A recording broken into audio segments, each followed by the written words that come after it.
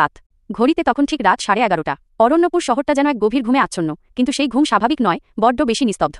চারদিক ঘন কুয়াশার চাদরে মোড়া, হাত বাড়ালে নিজের আঙুলটুকুও দেখা দেয়। কনকনে ঠান্ডা হাওয়ায় গাছের পাতাগুলোর সরসর শব্দ ছাড়া আর কোথাও কোনো প্রাণের সাড়া নেই। সেই নিঝুম অন্ধকারের বুক চিরে এগিয়ে চলেছে 3 বন্ধু, রুদ্র, ঋতম আর চৈতন্য।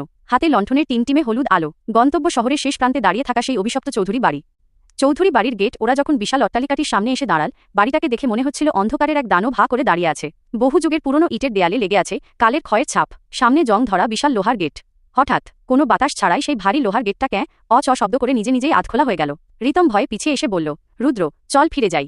আমার বুকটা কেমন ধড়ফড় করছে। রুদ্র ধমক দিয়ে বলল, ভীরু কোথাকার, চল তো দেখি ভেতরে কি আছে। চৈতন্য ভয়ে ভয়ে গেটটা স্পর্শ করতেই চমকে উঠল। লোহাটা বরফের মতো ঠান্ডা। ঠিক তখনই বাড়ির ভেতর থেকে ভেসে এল এক ফালি চিকন হাসির শব্দ, যেন কোনো অদৃশ্য নারী তাদের স্বাগত জানাচ্ছে। প্রথম ধাক্কা বাড়ির ভেতরে পা রাখতেই নাকে এল এক ভ্যাপসা পুরনো গন্ধ। ওরা সাবধানে পা ফেলছে। ভাঙা সিঁড়ি দিয়ে ওঠার সময় জুতোর শব্দ হচ্ছে, তারা চিহ্ন খট খট খট, তারা চিহ্ন। সেই শব্দই প্রতিধ্বনি হয়ে ফিরে আসছে। আর দেয়ালে লতার ছায়াগুলো লণ্ঠনের আলোয় জীবন্ত সাপের মতো নড়ছে। অবশেষে ওরা সেই কুখ্যাত ঘরটার সামনে পৌঁছল, যেখানে একসময় বাড়ির ছোট বউ অনিমা আত্মহত্যা করেছিল। দরজার ওপাশ থেকে একটা অস্পষ্ট ফিসফিসানি কানে এল ডট এসেছ। রুদ্র সাহসে ভর করে যেই দরজার ফাঁক দিয়ে তাকাতে গেল, অমনি ধরাম শব্দে দরজাটা হাট করে খুলে গেল। সাদা শাড়ির আতঙ্ক টর্চের আলো ঘরের ভেতর পড়তেই দেখা গেল ধুলোমাখা আসবাব। আলো গিয়ে পড়ল আলমারির ওপর রাখা একটা পুরনো সাদা শাড়ির ওপর, তাতে স্পষ্ট টাটকা রক্তের দাগ। হঠাৎ আলমারির পাল্লাটা কেঁপে উঠল। অন্ধকার ফুঁড়ে বেরিয়ে এল এক নারী মূর্তি। সারা শরীর সাদা শাড়িতে ঢাকা, মুখটা এলোমেলো চুলে আড়াল করা। চুলের ফাঁক দিয়ে দেখা যাচ্ছে দুটো নীলচে ফ্যাকাশে ঠোঁট। সে কোনো নড়াচড়া করছে না, শুধু মূর্তির মতো দাঁড়িয়ে আছে। সেই নিস্তব্ধতা চিৎকারের চেয়েও ভয়ঙ্কর। 3 বন্ধু সাহস নিমিষেই উবে গেল। ওরা প্রাণপণে উল্টো দিকে দৌড় দিল। ছায়ার তারা সিঁড়ি দিয়ে নামার সময় রুদ্র একবার পিছু ফিরে তাকাল। ভয়ে তার রক্ত জল হয়ে গেল।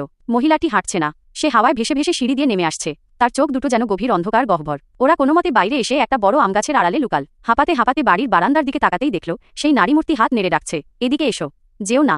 অন্তহীন পথ। বন্ধুরা দৌড়াচ্ছে তো দৌড়াচ্ছেই, কিন্তু পথ যেন ফুরোচ্ছে না। কুয়াশা আরো ঘন হয়ে চেপে ধরল। হঠাৎ ধীর লয়ে পায়ের শব্দ শোনা গেল। তারা চিহ্ন টুপ টুপ টুপ। রাস্তার ঠিক মাঝখানে আবার সেই সাদা শাড়ি পরা মহিলা দাঁড়িয়ে। এবার সে কথা বলল, বরফ শীতল গলায় ভেসে এল, অনিমা, আমি এখনো বাঁচতে চাই। তোমরা কেন এলে? মুহূর্তের মধ্যে চারদিকের আলো নিভে গেল। অন্ধকারের মধ্যে হাহাকার করে উঠল সেই কণ্ঠ, থাকো, এখানেই থাকো।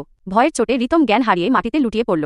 মুক্তি, রুদ্র আর চৈতন্য মরিয়া হয়ে ঋতমকে টেনে তুলে দৌড়াতে লাগল। মনে হলো অনন্তকাল দৌড়ানোর পর হঠাৎ রাস্তার ল্যাম্পপোস্টের আলো জ্বলে উঠল। কুয়াশা সরে গিয়ে পরিচিত রাস্তা দেখা দিল। পেছনে তাকিয়ে দেখল সেই চৌধুরী বাড়ি অনেক দূরে, অন্ধকারে মিশে আছে। ভূতের কোনো চিহ্ন নেই। ওরা কোনো মতে ঋতমকে নিয়ে বাড়ি ফিরল। সত্যের খোঁজ পরদিন দুপুরে রুদ্রর মনে হলো রাতের ঘটনাটা কি মনের ভুল ছিল। সে একাই আবার সেই বাড়িতে গেল। দিনের আলোয় বাড়িটা জরাজীর্ণ। অবাক কাণ্ড, প্রধান দরজাটা মরচে পড়ে এমনভাবে জ্যাম হয়ে আছে যে সেটা মানুষের গায়ের জোরে খোলা অসম্ভব। তবে কাল রাতে ওটা নিজে থেকে খুলল কি করে? সে ধুলোমাখা সিঁড়ি বেয়ে অনিমার ঘরে গেল। মেঝের ধুলোর ওপর মানুষের নগ্ন পায়ের ছাপ স্পষ্ট। আলমারির ওপর সেই সাদা শাড়িটা আছে, কিন্তু অদ্ভুত ব্যাপার, তাতে আজ কোনো রক্তের দাগ নেই, একদম পরিষ্কার। মেঝেতে উল্টে পড়ে থাকা একটা পুরনো ছবির ফ্রেম তুলল রুদ্র। ছবির পেছনে অস্পষ্ট হাতে লেখা, আমি আবার ফিরে আসব, আমার অসমাপ্ত জীবনের জন্য। শেষ ফিসফিসানি। রুদ্র শরীর কেঁপে উঠল। সে দ্রুত পায়ে বেরিয়ে আসার সময় কানের ঠিক কাছে স্পষ্ট শুনতে পেল সেই ফিসফিসানি, ফিরে এসো, আমি বড় একা। রুদ্র আর পেছনে তাকাল না, দৌড়ে পালালো। এরপর থেকে 3 বন্ধু আর কোনোদিন ওই মুখো হয়নি। কিন্তু অরণ্যপুরের মানুষ বলে, গভীর রাতে জানালার পাশ দিয়ে হাঁটলে নাকি এখনো শোনা যায়, আমি এখনো আছি। গল্পটি কি আপনার পছন্দ হয়েছে?